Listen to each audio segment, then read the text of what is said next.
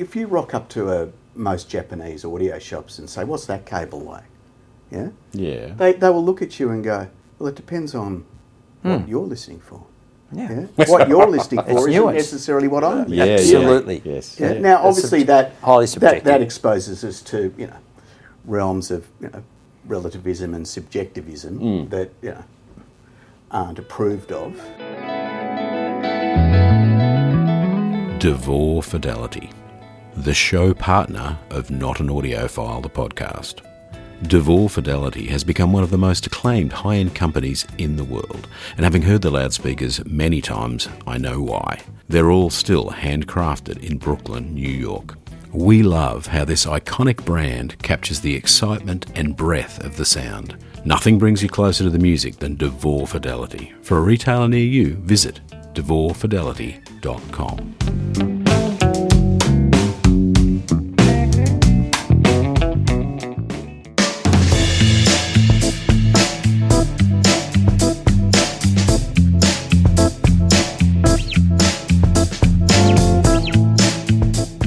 And we are back, Not an Audiophile, the podcast, episode 55, season 3. And yes, I still have a cold, but, even though it's, 2 weeks into the future, and I'm in Vienna, and yet I'm sitting in Brisbane. You know what I mean. The fact is that 2 days from now, when you hear this, assuming you grab the episode as soon as it is released, Vienna is on and we'll be there to report. But speaking of HiFi shows, let's talk about a couple of weeks ago, because today we have interviews from the Sydney Australian HiFi Show 2026. Not so much from the show in the sense, but that's when I did the interviews. People are there and you get together and talk. I asked my friend Gemini to give me a list of the 30 best known, most interesting, well-known hi-fi brands on the planet.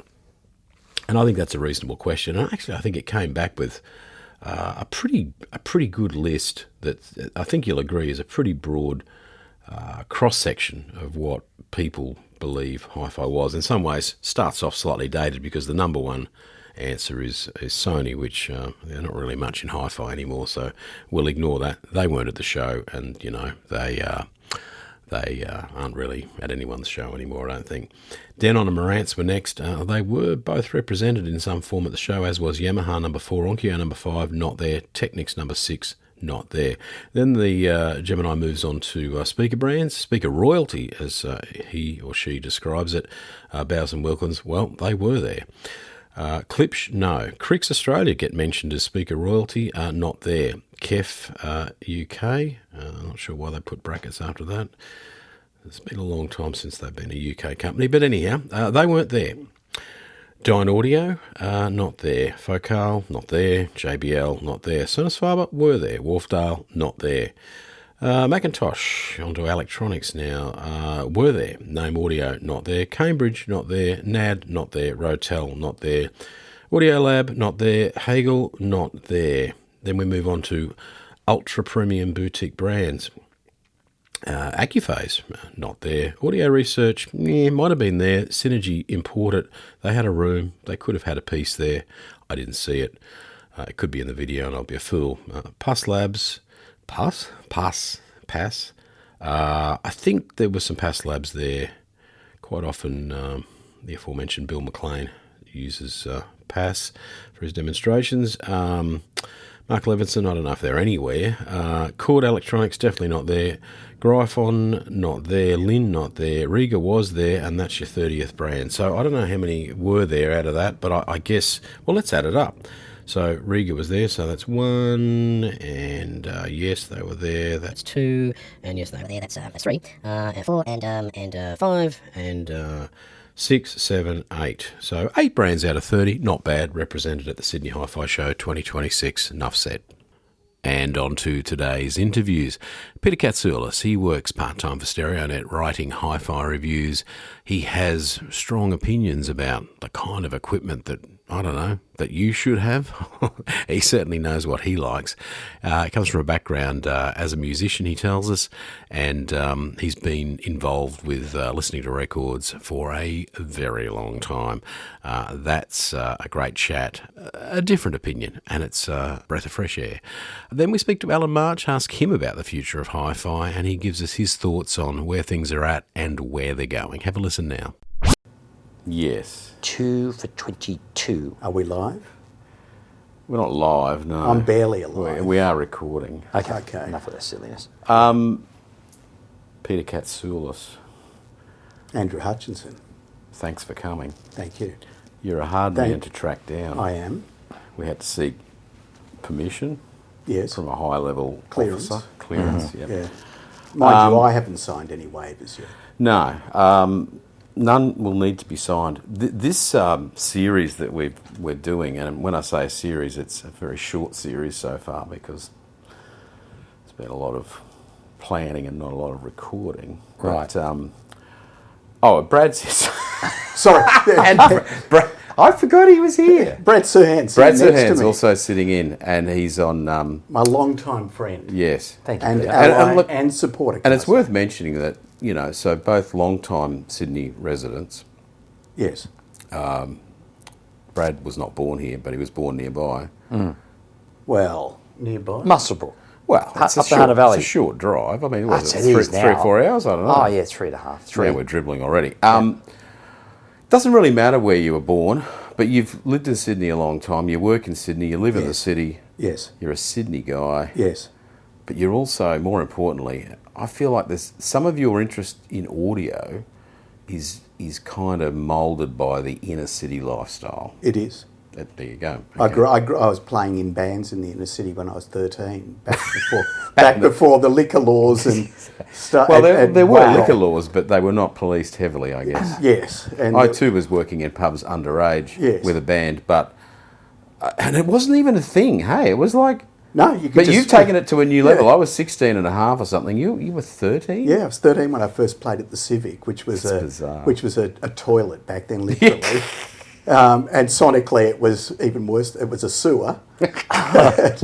but and then Mum and Dad would just drop you off with your amp and your guitar. Yeah, that's and kind Wow, of. freedom of Yeah. expression, Yeah. underage. Yes. Wow. It was. Well, I was only stopped on my 18th birthday going to Sam Miguel to see the Laughing Clowns, who I was a big fan of, and I Oh, used to Laughing Clowns, go yeah. and see Ed Cooper's stuff all the time. Yeah. Post Saints, and as fate would have it, on my 18th birthday, I didn't have my driver's license yet. Oh, wow. No, they wouldn't let me in. So it took you to be 18 until you were not allowed in. Exactly.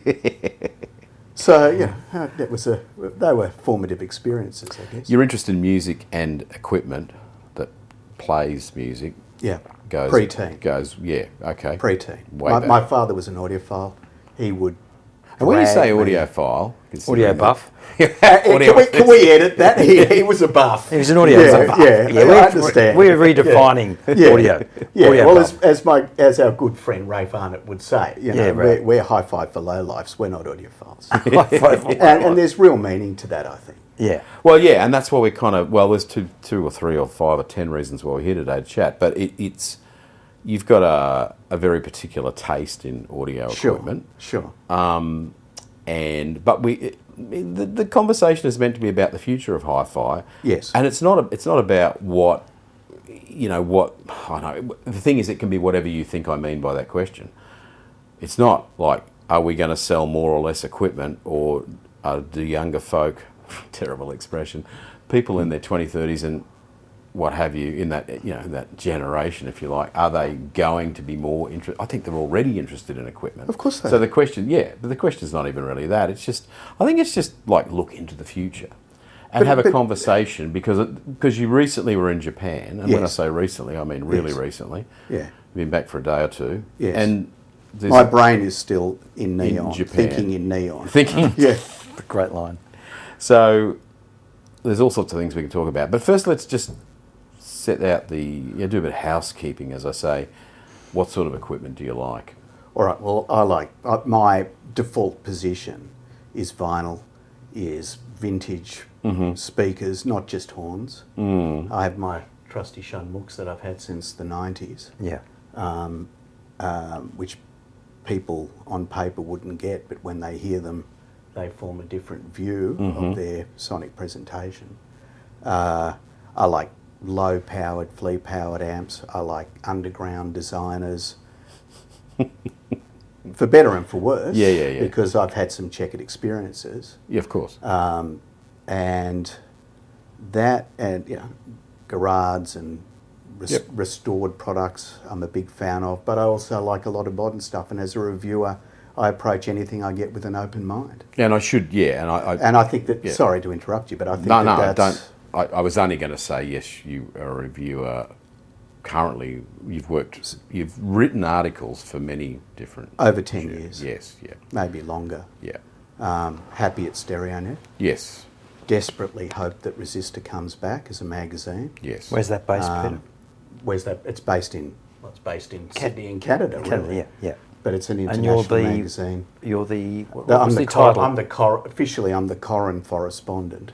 Correspondent. And that was because we were sitting in a car once during lockdown, yeah. which is when this magazine was... Kicked off. Yeah. Yeah. And who's conceived... Yeah, but who was the... Ray Farner. Yeah. Who I desperately love and miss. And he misheard with our Aussie accents. Yeah. When I was saying that I was happy to be a foreign correspondent.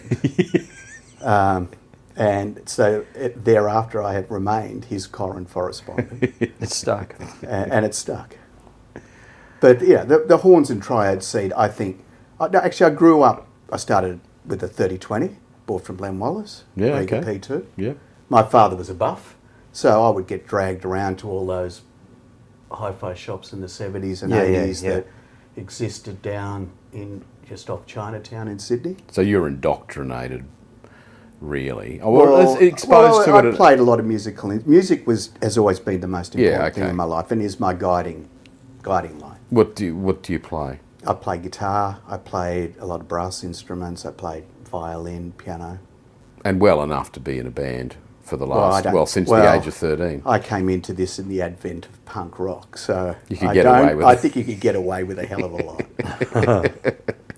and still do. But I think that sensibility informs my life, not just. But the point is, I guess what it also informs is perhaps your taste in equipment to some degree, because you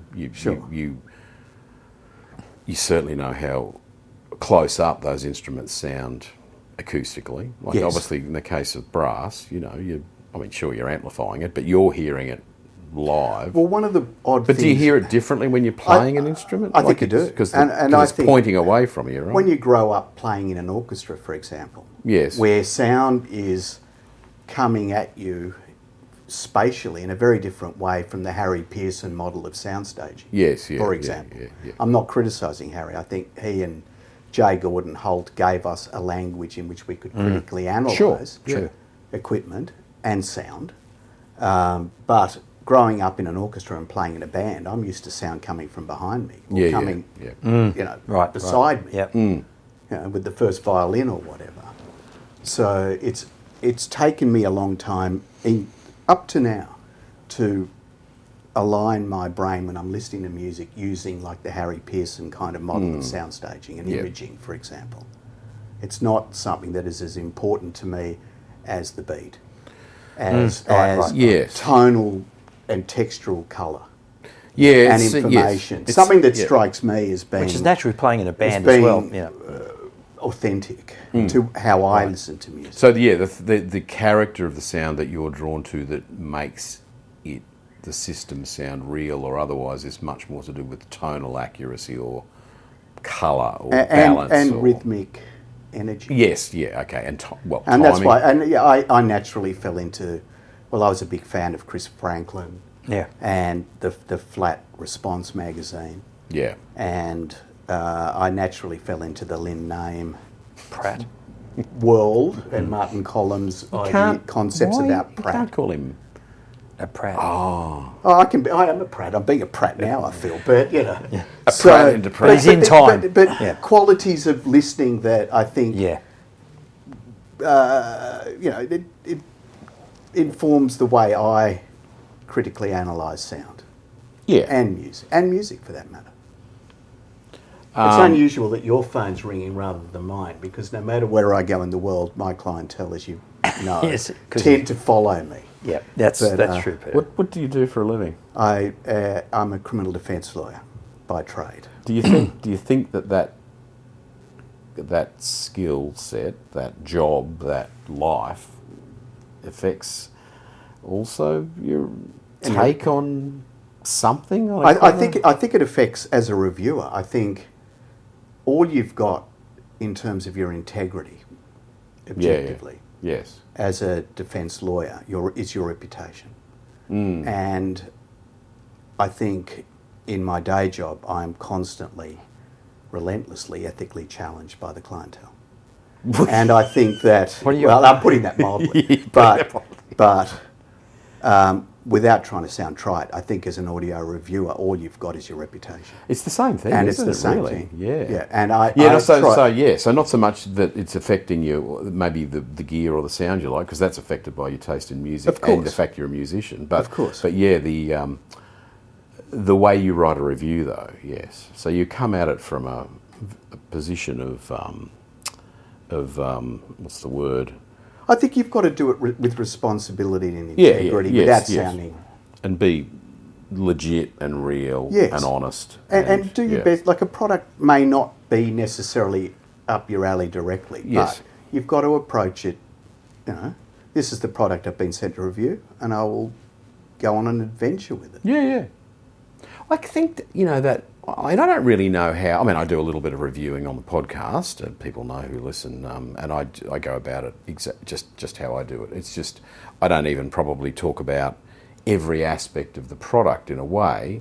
I kind of just, I don't know, it affects me in certain ways. I like certain things about it, and I talk about it. But then when you write all that down, you go about it in a more thorough, complete way. You read the instruction manual from cover to cover. Well, it can be informative. Yeah. And you can find out aspects. Well, you kind of you're going to miss things otherwise that you wouldn't otherwise appreciate. Yeah. So you would take your reviewing extremely seriously, obviously. I do my best. In the time available. It's usually at 3 a.m. When do you do the listening? Every day of my life. As you know, I don't have a TV set. You have mentioned that, yes, yeah. It's my happy time, and it takes me out of my head, and that's what I love about listening to HiFi. I love music. I grew up working in a record shop. I'm privileged to have an incredible collection of vinyl that my adopted little brother will inherit, or maybe Viviana, the Dragon Lady, my infamous secretary. They will inherit, but it's a resource that I am privileged to now have to use.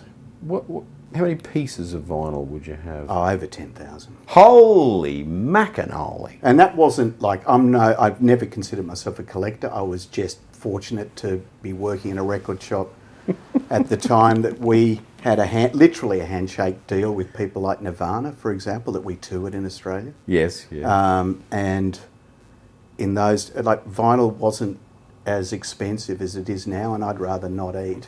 And even growing up as a kid, I would not eat, save my lunch money and go into Red Eye. Chris Pepperell is still running Red Eye. Yes. Would give me a few coins so I could get the train back home, because I'd be buying singles or whatever. Yeah, okay. And that's just the way I grew up. I think everyone that's listening is like, wow, like 1,000 or 2,000 records is a lot, but 10,000 is a serious collection. Yeah, you say you're not a collector, but you've fallen into it. My biggest frustration is that I don't have the time to sit and catalogue it and work through it. Yeah. In any systematic way. No. I have over 10,000 CDs as well. Oh wow! Seriously, okay. But I was working it was like a cottage industry, the alternative music scene. We were a record shop, we were a record label, we were a distributor, we were an exporter, an importer of other labels. So it was a fascinating time to be in your 20s, and I dropped out of med school to work in a record shop. Wow. Probably for probably wasn't the best forensic decision I've made in life. But I mean, you never know where you'd be though, right? So no, well, exactly. So it just so happened, but it also so happened that Nirvana tour I found so off-putting that I decided to give up working in the music business and go back to school. And so what, off-putting in which way? What way? There were pressures placed upon musicians at the time. This was a time before there were intellectual property lawyers, for example. Yes. And if I had half a brain, I would have become one to protect musicians and intellectual property rights of people. Right. Okay. But so, you know, there were aspects of the industry, not necessarily the company I was working for, that I didn't like. And I was the resident skate punk. And, you know, I have continued with that idealism, I think, I'd like to think to this day. Yeah. And I'd like to think, to get back to our original question of what is the future of hi-fi, idealistically, I want to see it continue on. I want to see it prosper. Absolutely. And I think when you say hi-fi, I mean, there's a plural, many, many worlds of hi-fi. Absolutely. And so which world's future are we contemplating now? March Audio. March Audio is a proud episode sponsor of the Not an Audiophile podcast. With a mission to provide superb technical performance and exceptional sound at modest prices, Alan March has designed a range of power amplifiers, a preamplifier, and a selection of stunning loudspeakers that you should check out now at marchaudio.com. Well, I guess, maybe the future of hi-fi is that some sectors of the industry do fall away a little bit and other areas become stronger. That's not to say they'll go away completely, but it may, do you think, here's a hypothetical question. I don't have anything planned, right? I have no idea. I'm just relying on you coming up with, cool ideas. But maybe the super high end, maybe that might dip down a little bit as the billionaires get older and deafer or something. Well, and maybe other equipment maybe more like what you're in love with might, because it's kind of a bit more affordable, might become more of a thing. At the moment it almost looks like it is, right? It feels like, so when you're in Japan, you bumped into a guy who's kind of single-handedly... Devon Turnbull. Yes. Well, I think his work and what he's doing, he's a prophet, I think, if I can put it that way, of a future of hi-fi. He's young. Yep. He's at the intersection of different hi-fi worlds. Mm-hmm. And he is bringing, I think, energy and vitality into this industry. And he is referencing historical products that I think are way cool. And I think a lot of young people think are far more cool than your standard rectangular box with bogs. I think young people identify optically with different products to what we would consider the mainstream high-end. And I'm talking about plywood horn loudspeakers. These are things that I've seen in Jazzkeesa in Japan for the last 40 years. But now they're hip with the kids.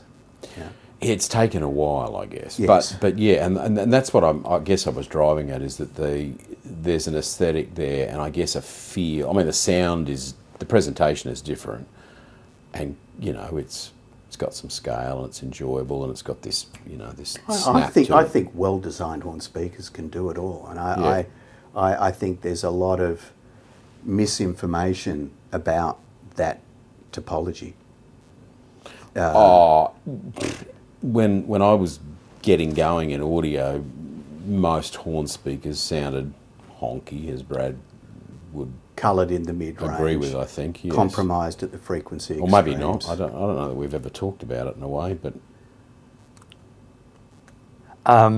he's back. I'm back. No, I'm enjoying what you're saying, Pete. I'm referring to the speaker designer in the room, or at least the super experienced one, and that I think when both of us were kicking off, learning about sound, that I think a lot of horn speakers had a certain honk that was certain coloration, kind of unnatural, right? Yeah. But I'm going to do a butt over the top of you, mate. Butt away. 1980 Douglas HiFi in Sydney, in the city, and they had a pair of clip La Scalas. Yes. And these are things that we're talking about, sound that is evocative memories of it. And I'd been to see the Sunny Boys at the Trade Union Club. Yeah, I was probably there. You're probably there. Yeah. Well, if I just looked across that and we saw that big nose and went, yeah. That's Pete. That's Pete. So went and saw the Sunny Boys on a Saturday night, and I was in at Douglas HiFi when I was actually working in the technical department upstairs, and I'll never forget playing the Scalas with a Lynn Sondek and an old Grace 707. Yeah. Pointed exit, I said, gee, those La Scalas on that Sunny Boys album sort of got me across the line in terms of, I just heard them the other night. This ain't bad. Yes. This is good. Yes. So you can hear good. Some horns are good. But it also depends. And that gave my mind to that. It depends. It's not just what you're looking at. It also depends on what you're listening for. Yeah, well said.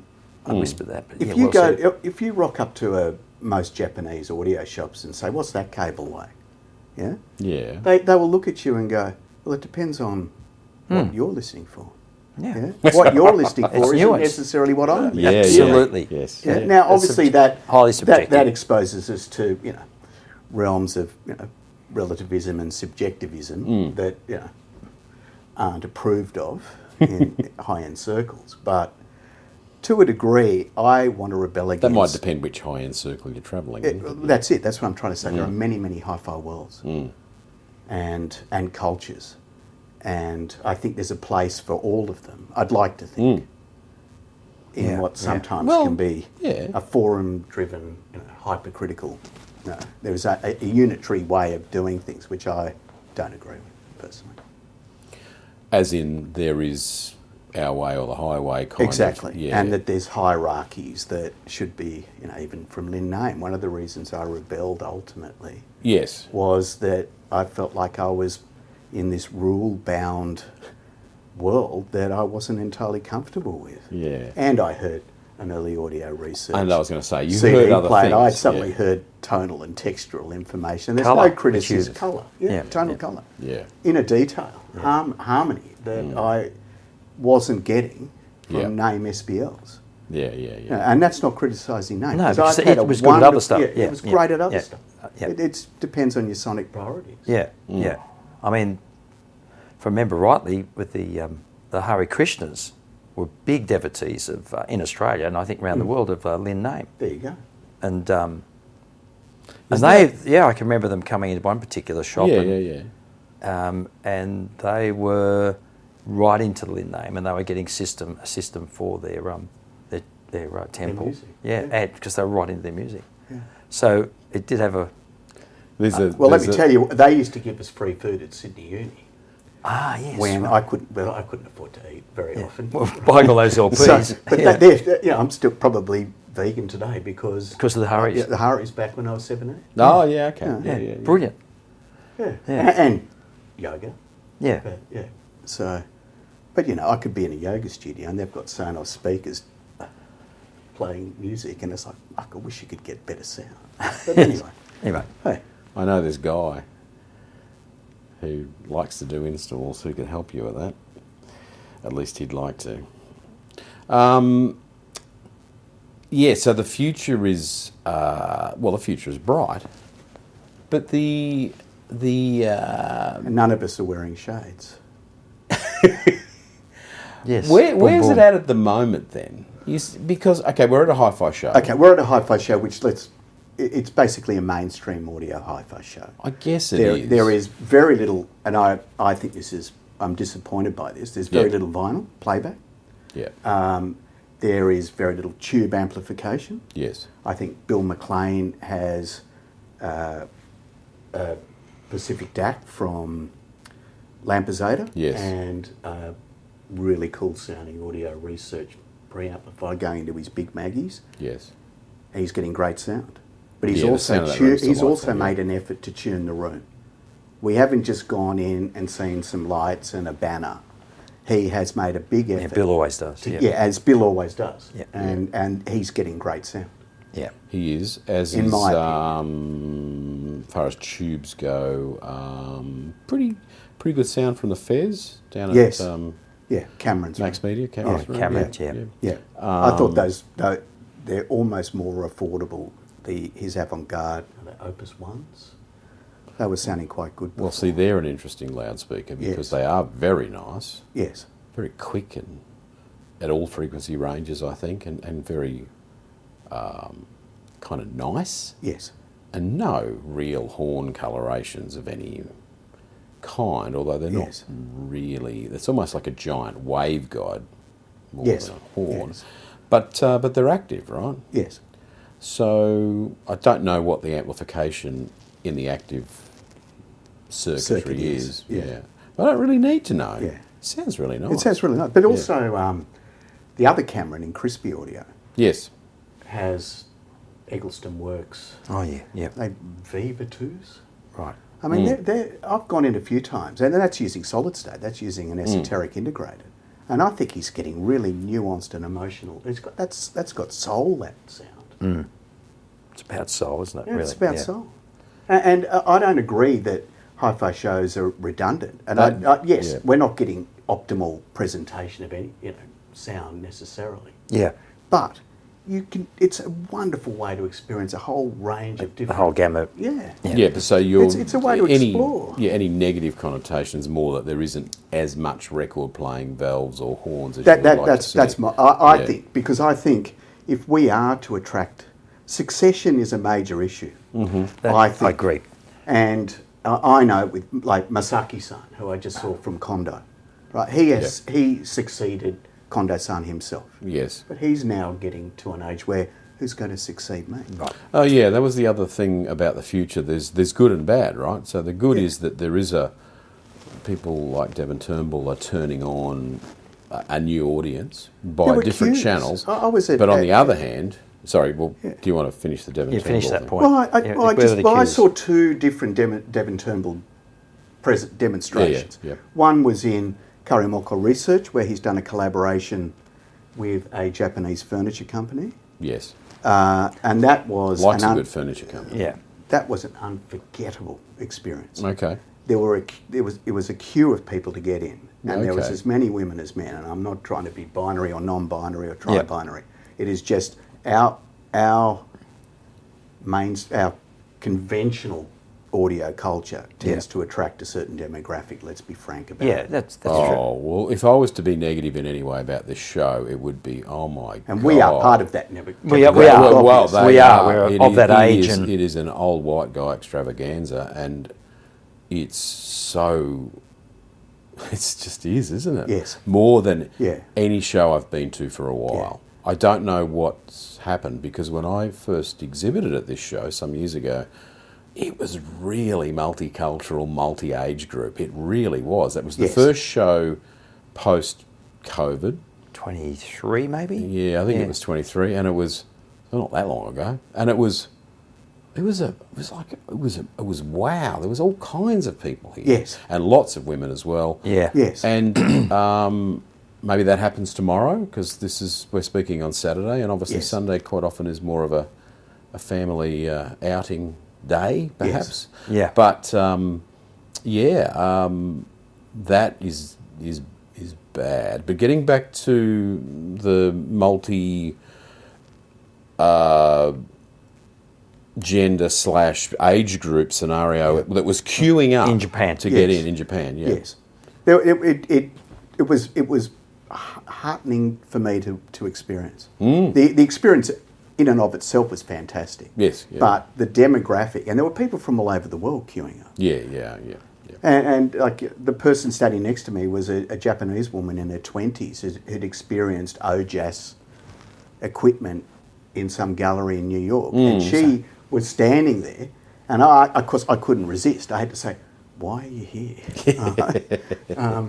And she said she was turned on in New York, and now she's back in Tokyo. This goes... Sorry to interrupt here, but... And she was there. So and she was prepared to... She was turned on, though, 10 years ago? No, last recently. year. Oh, yeah, okay, sorry, I'm thinking She's of in her another 20s. another So here's the scenario. other thing that was is interesting, I think, with the interview with Atlas yesterday. He's got a possible client, in a sort of fashion industry sense. He does. So that, again, people hear that sort of sound. She heard it at a cafe or whatever. Yes. And the number of people, the word experience, you said the experience. Yes. And it's that experience that lingers longer.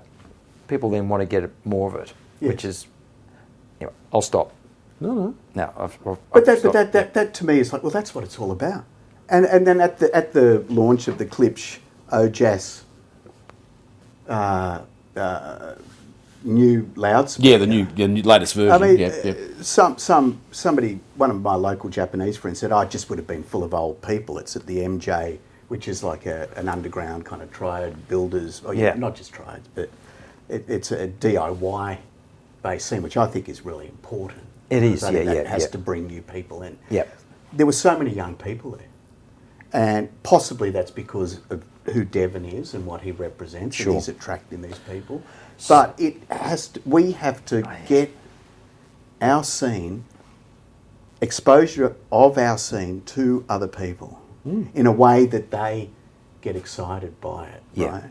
Yeah. Well, I guess and Atlas putting a is doing bunch that. of grey, balding people sitting in a room is not the way, in my view, to market hi-fi necessarily. There's still that niche. That's a niche of it. But it's a part of the ageing population. I'm thinking how do we in terms capture, of social media turn people on? Not capture, turn them on. I'm thinking more in terms of social media now, and what I see. I'm not just talking about all the YouTube stuff. I'm talking about like Instagram, TikTok, all of that stuff that is almost a bit alien to people of our generation. Kind of is. Certainly TikTok is. The mainstream manufacturers are not all good at Instagram and TikTok. Yes, is maybe an understatement, but I think they miss. Don't lack a certain respect for the amount of people that treat it as highly and what's on there as they do, because it's. I guess I was talking to someone earlier today in the halls, as you do at hi-fi shows, ruining people's demonstrations. As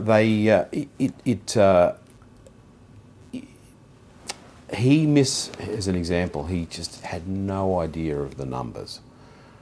And also there's this lack of regard for what's on Instagram by ourselves. We sort of regard it fairly lightly and don't take it too seriously. I think it's crucial. When I say they, I mean people who I guess grew up more with that. Yes. It's more it's clearly... But it's their language. Their thing. That's right. We have 100%. So let's use the word language. Language is the right...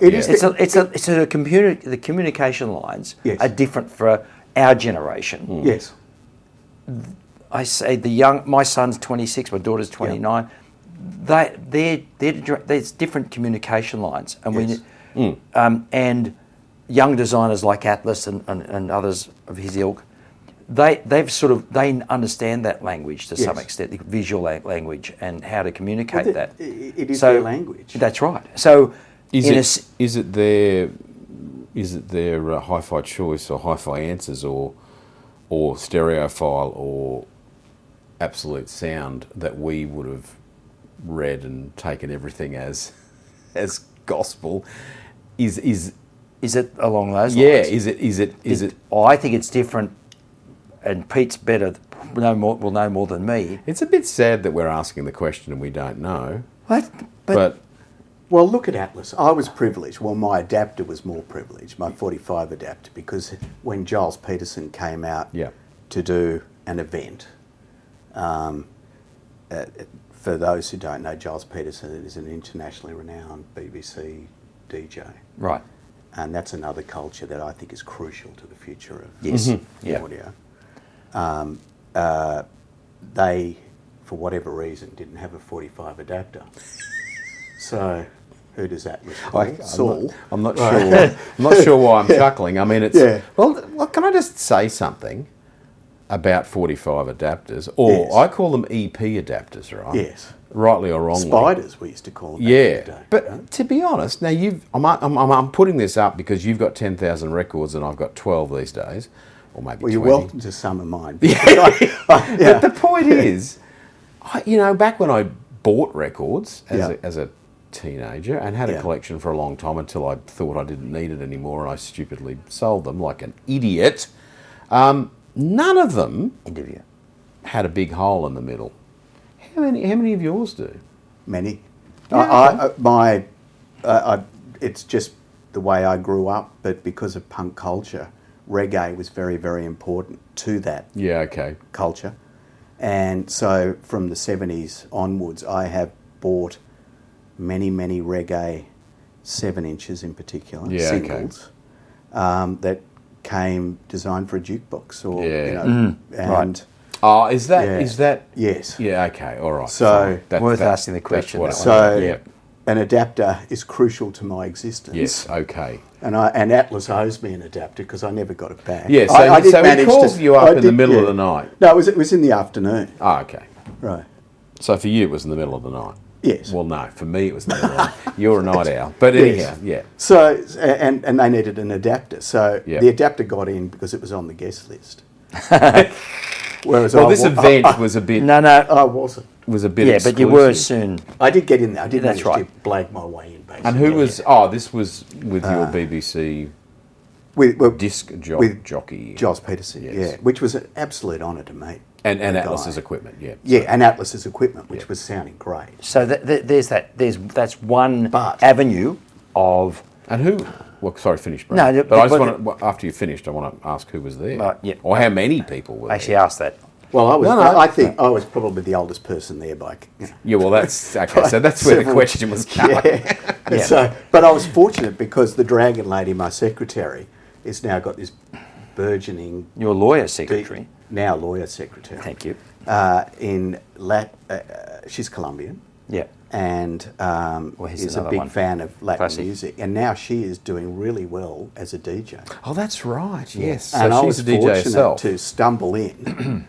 And who are the DJs at this, the other DJs at this event, but people from Fanatico Records in Marrickville, who are incredibly cool people, and they were very welcoming of the old boss, who really didn't know what to do or who to talk to, because obviously that demographic, which was probably selected anyway, was clearly in their 20s or 30s.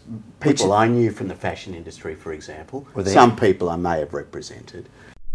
So, news update, Mike Lenehan's latest design is in fact back in production, superbly engineered and built with the finest materials and components by Lenehan Brothers.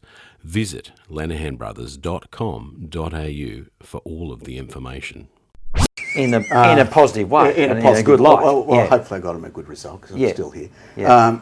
But it was a very different crowd. Someone pulled a thread and then Peter stitched it up. Yeah.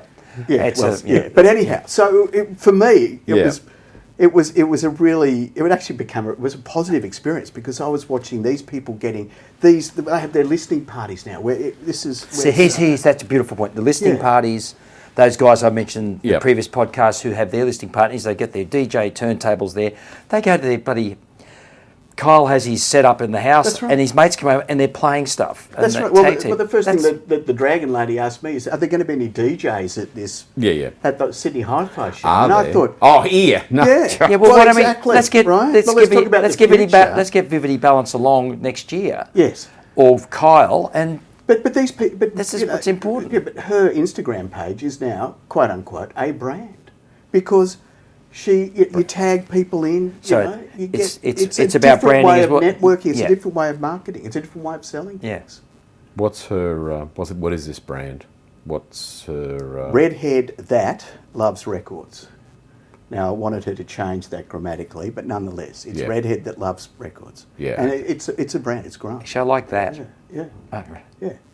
But this is a future. Yes. These people are the future. She's also been exposed to. Because at the moment there's Coral Beta 10s and Sansui 222s, but there's review product and of course the mighty Orpheus Minotaur that we scored from the Studio 301, EMI. the EMI 301 auction a couple of years ago. And they sound fantastic. Oh, thank you, Peter. Right?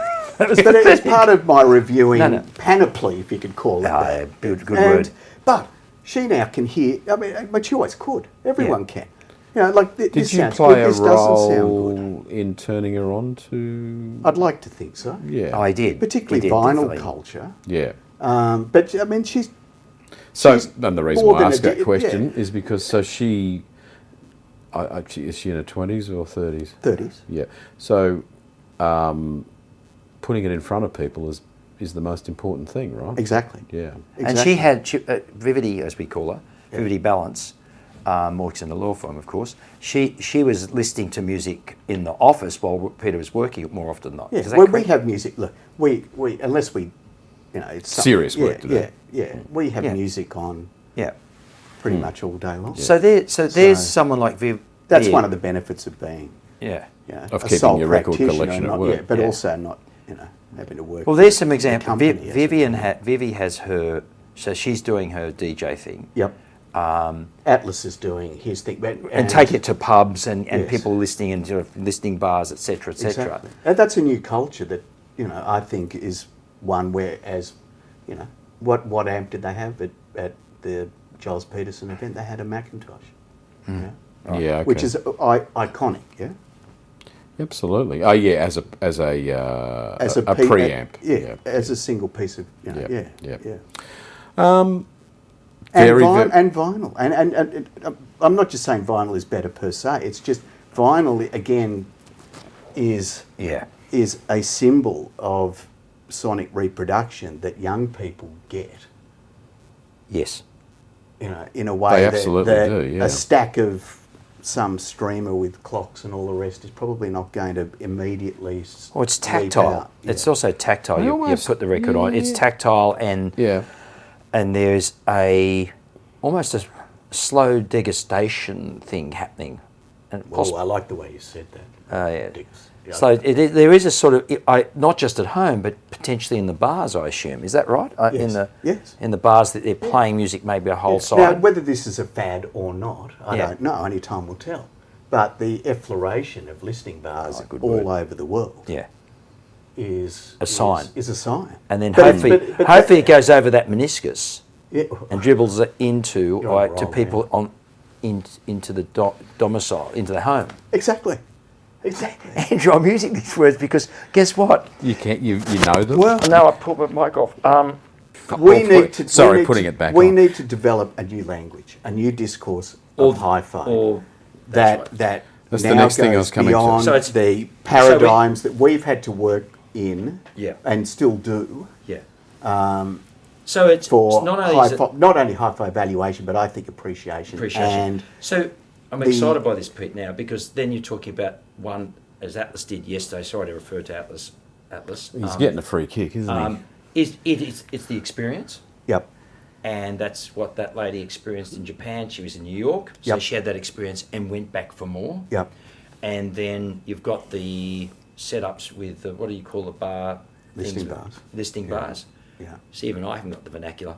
So, in a sense, it's a managing to get it to spill over the edge, as I was saying, into that, taking it home. Yes. And starting to experience it at home. Yes. And then the beauty of that is hopefully they go back out and But it's always listen to live music. Yeah, but to me, it's always been that way. Like hi-fi, I'm grateful for being able to have travelled the world to experience hi-fi, and different places have different cultures, obviously. Yeah. And I've managed to, when I was a student, I had to unfortunately sell a whole bunch of government issue and rare hardcore records to fund going to study in Germany. Right. I went straight to the avant-garde factory, for example. Okay. When I went to Japan, I went straight to 47 Labs and met what became a lifelong member. Of that creed. Yes, yeah. I've been fortunate now to go to Hong Kong to its world. Yeah. But there's other intersections that we're missing. Merch. Yeah, Merch. I love merch because I grew up in rock and roll, right? Merch. Fashion culture, like you're getting Celine and all these high-end labels now presenting their product with speakers in the background. Yeah. Right. Obviously to reference what is now the burgeoning listening culture of turntablism, however you want to characterise. So really, the future of hi-fi is bright. Yes. So why are there a whole bunch of people, journos, not you, because you're effectively, when you're not a lawyer, you're a journo. Yeah.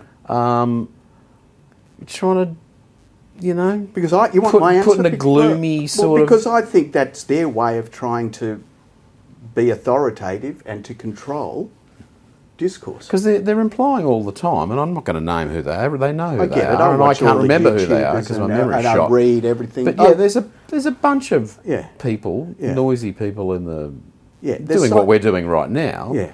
Who are, this is there. No, they're not interested in that, and blah blah blah. And I'm like, I just. Well, it feels like hi-fi hasn't been this strong since the 80s. I'd like to think so. Yeah. I'd like to think we've got a groundswell Just that is ageless. Yeah. But it's in the AM I'd like and to why think wouldn't there be? Doesn't necessarily have to subscribe to the same old rules that I'm finding becoming increasingly tiresome. Oh, so maybe there's a sort of corporate hookup kind of scenario where there, maybe what I was alluding to earlier, where the super high end might kind of go. I think the super high end will always be there, but I think that will just be a world of hi-fi. Maybe the mid high end. Yeah. From the point of view that there's maybe, because hi-fi might have skipped a generation. Do you reckon? Possibly. Yeah, like certainly when it comes your to 40 somethings not so interested in hi-fi. They missed it somehow. Well, my editor is a big believer that the 40s somethings are, according to the hits that we're getting. Yep.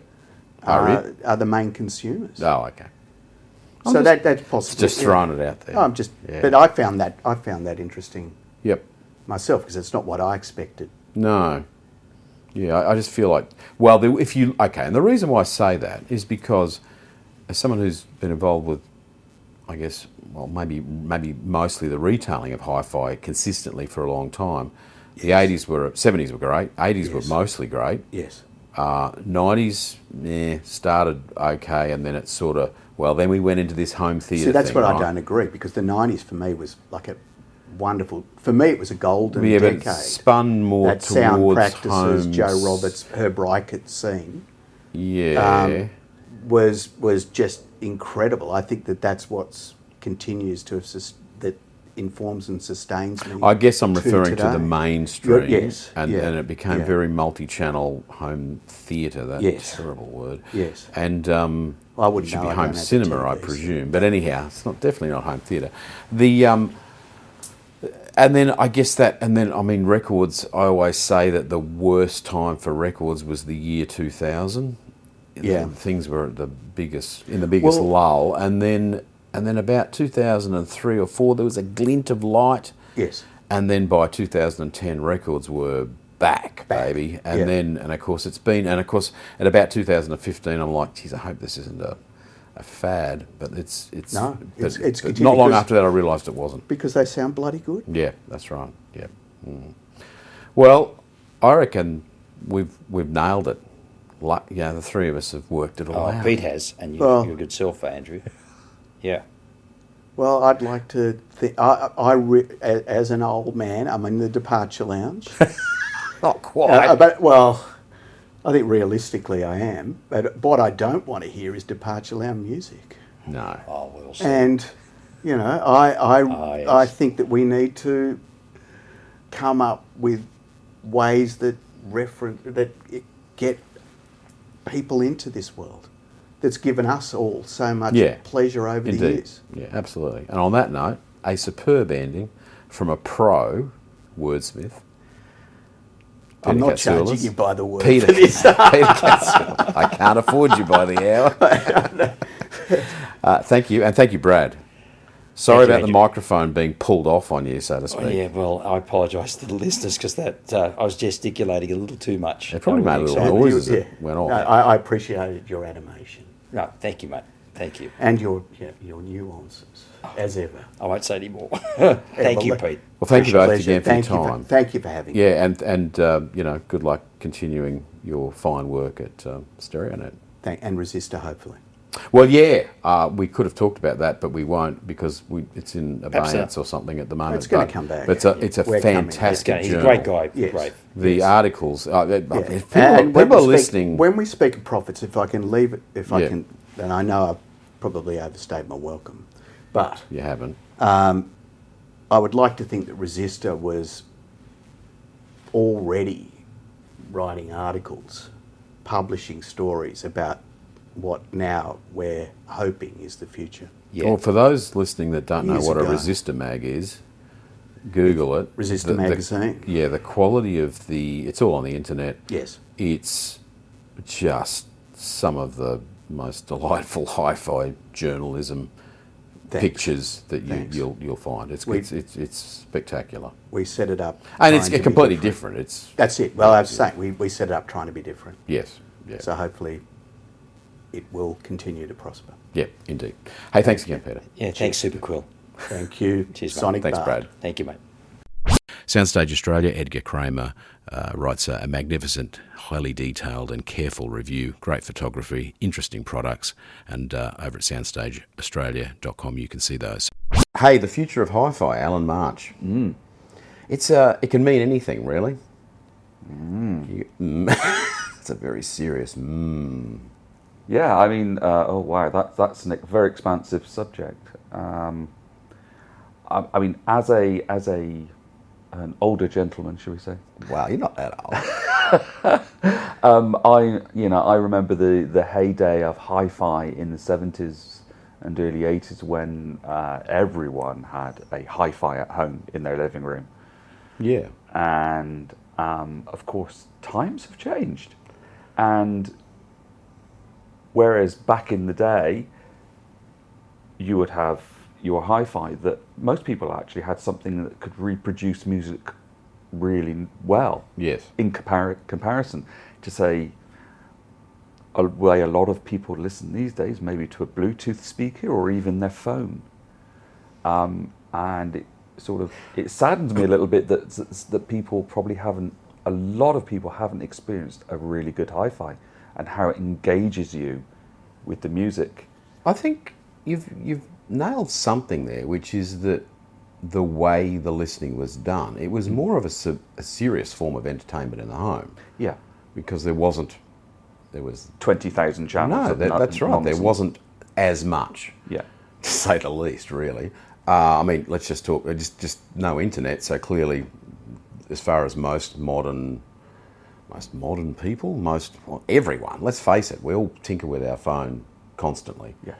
And so if you took that away, imagine a world. Well, that's the world we were living in, so of course the stereo was more important, I guess. Yeah. I just had another thought as far as predicting the future. How the hell do you do that when you consider, I'm pretty sure you and I, if we were asked this question in 1990, say, or 95, that one thing we wouldn't have predicted is that we would all be, buying records and turntables in 2026. Thought they would have gone. I think. Even I've gone back to vinyl in a degree because I went for a period. Obviously, I had records and turntable when I was younger. Before CD came out. Yes. Then the advent of CD, I got rid of all my records, like many people did, and very firmly of the opinion that overall digital audio is superior in terms of sound quality. Yeah. But what we lost was the tactile ritual of putting an LP on and gatefold sleeves and looking at the artistry and reading the lyrics and being really engaged in the product and the audio and the artist. And it's, streaming's brilliant. You can get anything you want instantly now. And we've been doing that at the show for people. People say, "Can I listen to this?" Go, click, click, click. Yeah, there you go. Which we take almost for granted, but it's almost impersonal. Yeah, I love it though. It is fantastic. It's what I always dreamed of. Yeah. As a teenager with no money, and you want... Well, you could only buy a few albums a month at most. Yeah, in fact, your musical... If a 20-something says to me, hey, Grandpa, you only listen to X, Y, Z, I mean, part of the reason is because that's all we could listen to. Yes. I mean, we could listen to the radio, but then the radio, as radio always does, is obviously trying to play... Yeah, they play the popular stuff, right? Yeah. Because they want people to listen to their station. I distinctly remember when I was younger, maybe in my teens, the trips to London to go to one of the really big record stores, and I'd spend half the day thumbing through records. Yeah, same here. You've got a finite not in London, but say Brisbane. Finite amount of money to spend that trip. Yes. And you'd be buying 2 albums, right? Yeah. That was your allowance. Yeah. And then you had to get them home. So that's clearly a problem now. I once ruined a few records because I went into a rather good old school hi-fi shop, and they had a lot of records, of course. And they, for whatever reason, or maybe when the salesman was skinned or something, he was selling a lot of his records, and they were really interesting. And so I bought maybe a dozen off him for not a lot of money. And I put them on the floor of the car and drove home. And home was 500 kilometres away, and not realising that the exhaust in that car ran under that section of the floor. They warped. And the bottom 2 were buggered. So those albums, I got used to know them because they were great albums, with the occasional skip, and it would always do it the same way, no matter what I did. And so it's funny how you get that ingrained in your head. When you don't hear it without that, you expect absolutely. And I had a Steely Dan album, particular scratch and that particular click. Absolutely. I had a little thing I couldn't clean off, and it always just did one little. So if you hear the song on the radio, it's programmed into your head, and then that's I don't know what kind of human frailty that is, but so my point about the difficulty of predicting the future. No one could have predicted. Well, I don't think people were predicting the return of records. There were people who never left, right? I did. But others were very, the Mark Domans of the world just hammered along with record players and Riga, another great example of someone who, Roy Gandy, who just kept selling turntables, even though we sold our last Riga for half price in about 1999 because we thought we would never sell another turntable, and just get rid of the bloody thing, Oh, but no, literally last hi-fi shop I was in a few months ago, there was a whole wall full of turntables. There were dozens of them. Yes, yeah. So that's come back. That's come back. Do you see something else coming back? Don't say cassettes and CDs. No, they won't. Because I don't really think they are. I mean, cassettes don't have any right. No, because as much as they're charming. The same issue with CDs. That bloody wafer-thin booklet you got with them, and the jewel case that always snapped the hinges, and it's to me. That's so no nostalgia for you? Not for CDs. They're no better than, in terms of the tactile engagement with the product. It's no better. They were really no better than streaming now, I think. So, what are your thoughts for the future in any way? I'm actually quite confident about the future of hi-fi, because I think people are looking for something more in depth than just you're listening to Bluetooth on your phone. I think possibly the use of headphones has actually made pinpoints, because that is actually a reasonable source of quality. But I don't think hi-fi is going anywhere soon. No, it's not. I think it's. It does seem in some ways. For a long time. What we've noticed at the shows is, I think there are younger people starting to appear at the shows. Yeah, so we're at the Sydney version of the Australian Hi-Fi Show. That sounds terrible. It's the Australian Hi-Fi Show in Sydney. It's confusing, and it comes from the Australian Hi-Fi Magazine, I guess, because clearly there are 2 hi-fi shows in Australia, and one of them is Sydney and one is in Melbourne, and they are run by different people. No confusion there. What do you think of the crowd?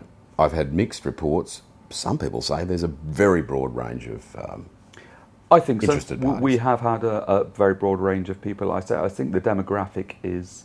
I think if you go back a few years, the demographic was getting significantly old, my age. Mm-hmm. So now that you're in your 70s, you're regarding yourself as old. In my wheelchair, and you know, because it was that demographic from the 70s, like myself, and you could see them getting older, and we still was getting concerned that is this a dying hobby? Is it going? But we seriously have seen a lot more younger people. The crowd we've seen has been, I would say, towards the 30s as opposed to the 50s. Yeah, okay. Wow. Yep. And we've seen a lot of them in the room. It's been busy. Good. So we've been very pleasantly surprised by that. That sounds good. Find the sound of your life by crafting a quality stereo system with the HiFi Shop. Featuring all the brands you know and love: Rega turntables, Bowers and Wilkins loudspeakers, Exposure electronics, amplifiers and CD players from the UK, and of course Sonos Faber loudspeakers from Italy. The HiFi Shop helps you create your sound. Visit the team at hifishop.com.au. Yeah, I guess some of the people we've spoken to about the future of hi-fi have spoken more about how you, I mean, we all agree that the best way to turn people on to better sound is to put them in front of better sound, and let them understand that it exists. So we're fairly sure that most people, if you stood in a street with a lab coat on and a clipboard and a pen and asked people questions, that 9 out of 10 of them would actually have never heard. I would suggest, particularly if they were under the age of 35, have never heard a decent stereo. It's very interesting, actually. So there's a huge potential. Yeah, it's very interesting, actually, because I often get asked, what do you do for a living? Yeah. And I say I make hi-fi. People look quizzically at me. Yes. I say amplifiers and speakers. And they immediately go, PA systems? Or is that right? Guitars, amplifiers? Yeah, okay. So, yeah, all right. So no, for your home. And they go, oh. Dear, oh dear. Yeah, honestly. Yeah. So thereby improving my theory to some degree? Yeah. It sounds terribly patronising, but sort of educating people that this stuff exists. And it's not all coming out of a Bluetooth speaker. Yeah. Would be a very worthwhile exercise from our point of view. Well, that's right. I mean, absolutely. And then the question is, you know, how do you do that? So some of the people we've spoken to are sort of very keen on, you know, the role that DJing and good sound in public spaces has, you know, to allow people to understand that it potentially exists. Although I still feel that people could come away from one of those events, you know, thinking that, well, that's a $40,000 system or something like that, so that's irrelevant for me. Surely no one has that in the house, when in fact, you know, many people do. I mean, we've got to stop thinking of, people are going to shoot me if I say this, but I mean, $40,000, it is a lot of money, but I tell you what, it's nowhere near the amount of money it was 40 years ago. No. And people were spending $40,000 on stereos back then. So, I mean, I think, let's agree, it's still quite a bunch of money, but in reality, you know, it's due to inflation, it doesn't have the value it once had, and it buys you. I mean, you don't have to spend anywhere near that. In fact, you don't, and I think that is one of the major changes. That the quality of the cheaper end of the market has become significantly better. From what I've seen. Well, fidelity, absolutely. Yeah. Yes. Yeah, quality. Yeah, maybe not the build quality. Yeah, yes. That's all debatable, of course. And build quality doesn't necessarily relate, I guess, to reliability, but it's certainly, maybe in the longer term it does. The quick ad here for March Audio. What's the least expensive system you've got in your room that you're happy with? Because I know the loudspeakers you've got at this show are not outrageously expensive. No, so we have we started with amplifiers, our power amplifiers, and we have our lowest in the range amplifier, the P282. Yes, it's compared to what you might buy as a budget amplifier some years ago, it's outrageously powerful. It's 280 watts per channel into 4 ohms. Yeah. So half that, 140 watts into 8 ohms. Yes. Not that there are any 8 ohm speakers anymore, but No, they're a bit out of fashion, but yeah. So that's about $2,500. It's not cheap, but It's hardly expensive. but it's really for these days when people will spend $2,000 on a phone. Yeah. It's not outrageous. A phone you change every 2 years. Well, that's right. You buy one of your parents, I guess you got it for 10 or 20. Yeah. What now there is an infamous preamp in your lineup. Yeah, it's there. It's done. It's finished. Well, it's done. All the prototype is done. It's ready to roll. We just got to get some of the tooling, manufacturing sorted out to actually get it onto the website and into production. So when that comes, and will I say certainly between now and Christmas 2029, is no, you're gonna have it later this year. I bloody hope so. Right. So let's say you do. That's what sort of money? Similar money? It's going to be that's going to be so that's a sort of what I call a base product. So that's going to be $2,500 as well. Okay, so $2,500. So you've got a really, really good value for money, very powerful, accurate, clean sounding pre-power combo for 5K. And then what? Yeah. What about the speakers? The newer floor standard. So the newer floor standards, they are as you say, it's starting to get up there in price a little bit for most people. They're 10K. They're a floor standard, but we're using some of the best drivers there are. These purified woofers, 2 of them, and the new purified tweeter, which is outstandingly fantastic in its performance and sound. So yeah, that's 10K. But we also have our stand mount speakers, smaller stand mount speakers. Yeah, so they were 5 or 6 or something, or they've had to go, like everything's had to go up. They've gone up to 8 now. Oh, okay, all right. Yeah. So all those products, the speakers, available in various different hardwoods. They're not veneers; they're solid wood. So really high quality. So when you say solid wood, with an MDF carcass, or no, really they are solid. Yeah. So you're breaking with tradition there. Yeah. We've sort of pretty much cracked the problem of the stability of the wood. You cracked the problem. Excuse the pun. Yes. Yes. Because that's what frightens manufacturers about solid wood products, is them distorting over time. So how do you? Obviously, very dry timber, I presume. Or? Yeah, it's got to be well conditioned, good quality, well conditioned timber, good bracing. Yeah. Okay. And lots of it, I guess. And jointing. Very good glues. Well. Yeah. Yeah. So some kind of 2-pack epoxy type glue, or what do you? We do use some. If you notice, we do use. There are some lines around the joints. Yes. We don't use that as the full glue, but it's for helping with the jointing. Yep. On the, and that is an epoxy. Yeah.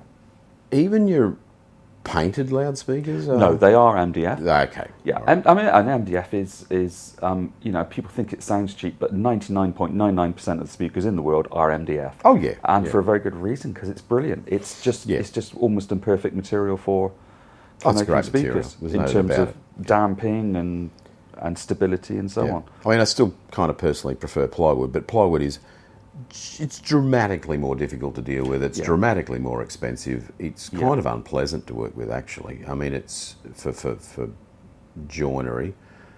Many woodworking people right now are going, "You're a dickhead, mate." But anyhow, it is. I mean, the cross laminations are. You've got all this cross grain stuff all the time. It's MDF's a pleasure to work with compared with it, and in a high volume production situation, plywood would suck. MDF's great. But with those painted versions, we will paint them any colour you like. And people really do appreciate that flexibility. Yeah. Because you've always got wife acceptance factor as well. Being horribly sexist about it. Terrible term. Let's just talk about how it fits in your interior decorating scheme, rather than. It may well be that the lady of the house is the music lover, and the husband is the one with the eye for furniture and absolutely, colour. it is true. It's absolutely true. Yep. I mean, I'm very lucky with my wifey Ruth, and she loves her home theatre. Is that right? So I was given permission in one of our previous houses to go full bore on a home theatre system. Okay. Dedicated room, treatments, big screen. So but yeah, she loves that more than music. Yeah. Okay. Well, I guess on this podcast we do talk more about music than home cinema. But hey, I've spent half of my life doing fancy home cinemas, and I was pretty excited about it at the time.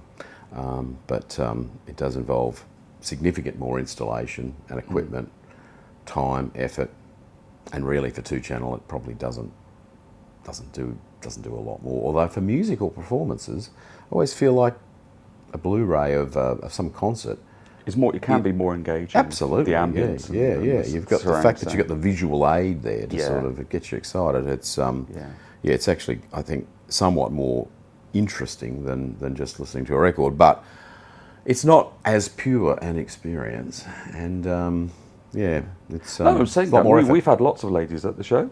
Yep. And they weren't just being towed along by the husband, because we sit back and listen to what people are talking to each other. Yeah. And there's plenty of ladies that are into this. I've seen a few ladies on a mission to get to certain rooms. They've almost got notepads, and they're obviously here to. Yeah. Do So research. it's ridiculously sexist and not true and generalizing to say. Or is it? Well, I think there is. It's a generalisation. Is a generalisation. The reality is it probably is true, but it's not 100% true. 80-20 rule always applies. So the future's bright.